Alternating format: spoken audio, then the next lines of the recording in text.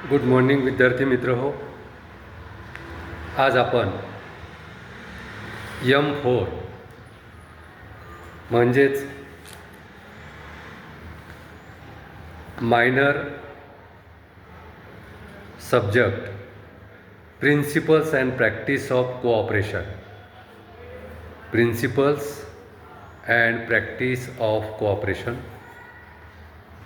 याविषयी माहिती पाहणार आहोत. Principles and practice of cooperation म्हणजे सहकाराची तत्त्वे. प्रिन्सिपल्स म्हणजे सहकाराची तत्त्वे. Principles and practice of cooperation म्हणजे सहकाराची तत्त्वे आणि पद्धती. याविषयी आपण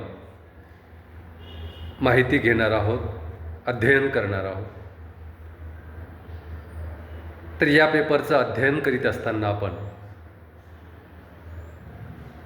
परीक्षेमध्ये तुम्हाला बहुपर्यायी प्रश्न जे विचारले जातात त्या अनुषंगाने काही महत्त्वाचे बहुपर्यायी प्रश्न आपण अभ्यासणार आहोत. अशा प्रकारचे प्रश्न परीक्षेमध्ये विचारल्यानंतर त्या प्रश्नांची तुम्हाला योग्य उत्तरे देता यावीत, योग्य पर्याय तुम्हाला निवडता यावा आणि कमी वेळेमध्ये अधिकाधिक मार्क तुम्हाला मिळावेत, या दृष्टिकोनातून principles and practice of cooperation सहकाराची तत्त्वे आणि पद्धती या विषयाचा आपण सराव करणार आहोत. रिकाम्या जागा भरा, सर्व अनिवार्य किंवा योग्य पर्याय निवडा, सर्व अनिवार्य, अशा प्रकारचा तुम्हाला पहिलाच प्रश्न असतो आणि तो प्रश्न 10 मार्काचा असतो. आणि हे 10 मार्क अगदी 1 ते 2 मिनिटामध्ये तुम्हाला व्यवस्थित अभ्यास केला तर मिळवता येतात. परंतु त्यामध्ये जर घाई गडबड केली तर उत्तर आपल्याला माहीत असूनसुद्धा, आपला त्या टॉपिकचा अभ्यास असूनसुद्धा योग्य पर्याय निवडला जाणार नाही. आणि जर योग्य पर्याय निवडला गेला नाही तर अभ्यास असूनसुद्धा घाई केल्यामुळे चुकीचं उत्तर योग्य पर्याय म्हणून जर आपण निवडलं तर एका प्रश्नाचे 2 मार्क आपले मायनस होऊ शकतात. त्यामुळे आपल्याला परीक्षेमध्ये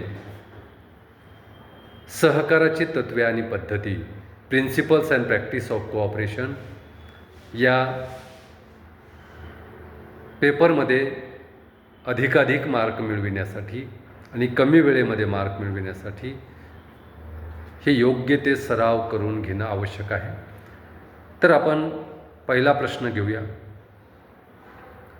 भारतातील पहिला सहकारी कायदा रिकामी जागा साली पास झाला. काय आहे प्रश्न?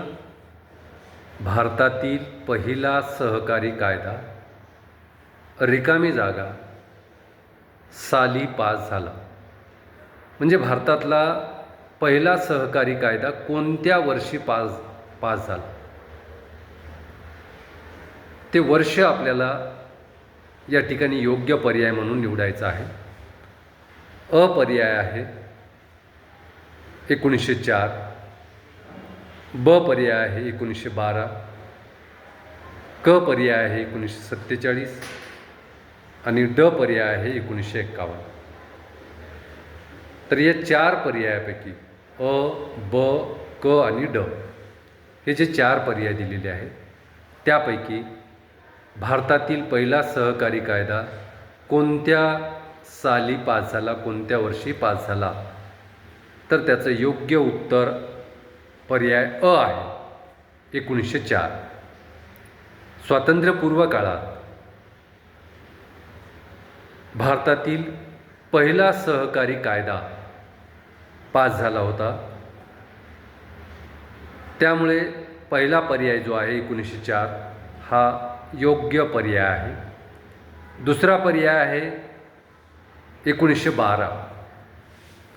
1912ला पण भारतामध्ये सहकारी कायदा करण्यात आला, परंतु भारतातील पहिला सहकारी कायदा हा 1904मध्ये त्या ठिकाणी पास झालेला आहे. म्हणून अपर्याय 1904 हा योग्य पर्याय आहे. ब पर्याय 1912, क पर्याय 1947 आणि ड पर्याय 1951. हे ब, क आणि ड हे तिन्ही पर्याय हे अयोग्य पर्याय आहेत. योग्य पर्याय फक्त पहिला आहे 1904, कारण भारतातील पहिला सहकारी कायदा हा 1904मध्ये पास झालेला आहे. ठीक आहे. दुसरा प्रश्न आपण घेऊया. महाराष्ट्रातील पहिला सहकारी साखर कारखाना रिकामी जागा येथे सुरू झाला. महाराष्ट्रातील पहिला सहकारी साखर कारखाना रिकामी जागा येथे सुरू झाला. पर्याय अ आहे संगमनेर, पर्याय ब आहे अहमदनगर, पर्याय क आहे प्रवरानगर आणि पर्याय ड आहे वसमतनगर. तर महाराष्ट्रातील 4 गावांची नावं, 4 शहरांची नावं या ठिकाणी देण्यात आलेली आहे.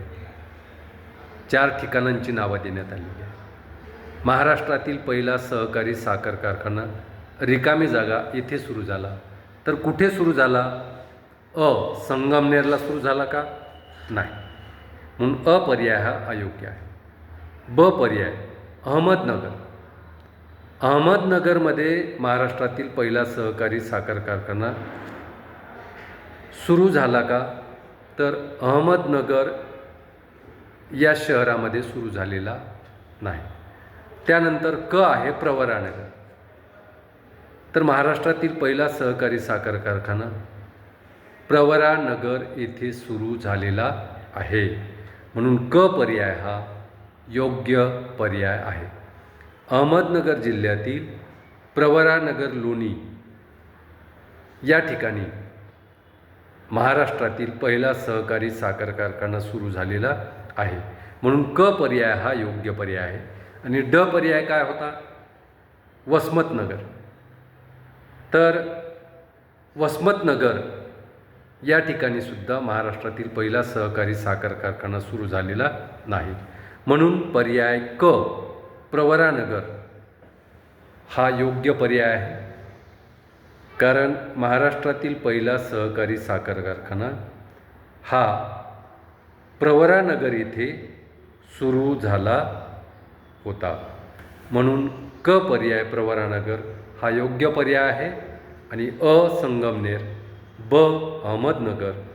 अहमदनगर जिल्ह्यामध्ये जरी प्रवरानगर येत असेल तरीसुद्धा योग्य पर्याय क आहे, ब पर्याय योग्य नाही. आणि ड आहे वसमतनगर. वसमतनगर हा पर्यायसुद्धा अयोग्य आहे. केवळ क पर्याय हा योग्य पर्याय आहे. महाराष्ट्रातील पहिला सहकारी साखर कारखाना प्रवरानगर येथे सुरू झालेला आहे. म्हणून दुसऱ्या प्रश्नाचं उत्तर आहे क प्रवरानगर. ओके. आता पुढचा प्रश्न घेऊया. Question number 3. मॅक्लागन समितीची नेमणूक रिकामी जागा वर्षी झाली. पहा, मॅक्लेगन किंवा मॅक्लागन समितीची नेमणूक रिकामी जागा वर्षी झाली. कोणत्या वर्षी झाली मॅक्लागन समितीची नेमणूक? तर अ पर्याय आहे 1954, 1954.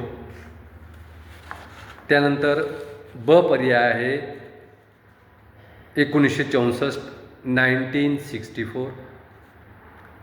क पर्याय आहे 1914 1914 आणि ड पर्याय आहे 1965 1965. तर मॅक्लागन समितीची नेमणूक रिकामी जागा वर्षी झाली. कोणत्या वर्षी झाली? 1954ला झाली का? नाही. म्हणून अ पर्याय हा अयोग्य पर्याय आहे. ब पर्याय आहे 1964. मॅक्लागन समितीची नेमणूक 1964ला झाली का? तर नाही. क पर्याय आहे 1914. तर मॅक्लागन समितीची नेमणूक ही 1914मध्ये झालेली आहे. त्या समितीनं नंतर तिचा स्वतःचा अहवाल पुढे सबमिट केला, पण मॅक्लागन समितीची नेमणूक ही 1914मध्ये झालेली आहे. म्हणून क पर्याय हा योग्य पर्याय आहे. ड पर्याय काय दिलेला आहे? 1965. तर 1965मध्ये सुद्धा झालेली नाही. म्हणून ड पर्याय सुद्धा चुकीचा आहे, अयोग्य आहे. तर मॅक्लागन समितीची नेमणूक ही 1914मध्ये झालेली आहे. ही समिती 1914मध्ये नेमणूक केली होती. त्यामुळे क पर्याय हा योग्य पर्याय आहे 1914. आणि बाकी अ पर्याय 1954, ब पर्याय 1964 आणि ड पर्याय 1965 हे तिन्ही पर्याय अयोग्य आहेत. योग्य पर्याय फक्त क पर्याय आहे 1914. कारण 1914मध्ये सरकारने मॅक्लागन समितीची नेमणूक केलेली होती. म्हणून या प्रश्नाचा योग्य पर्याय, योग्य उत्तर आहे क 1914. तर विद्यार्थी मित्र हो, या ठिकाणी आपण थांबूया. पुढच्या तासाला आणखी काही महत्त्वाचे बहुपर्यायी प्रश्न आपण अभ्यासूया. धन्यवाद.